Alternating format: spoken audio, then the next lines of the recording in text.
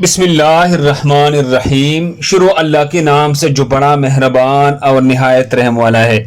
ناظرین گرامی، موذی حشرات الارض سے حفاظت۔ حضرت ابو ہریرہ رضی اللہ تعالی عنہ فرماتے ہیں کہ ایک شخص نبی اکرم صلی اللہ علیہ وسلم کی خدمت اقدس میں حاضر ہوا اور عرض کیا، یا رسول اللہ صلی اللہ علیہ وسلم، مجھے رات بچھو کے کاٹنے سے بہت تکلیف ہوئی۔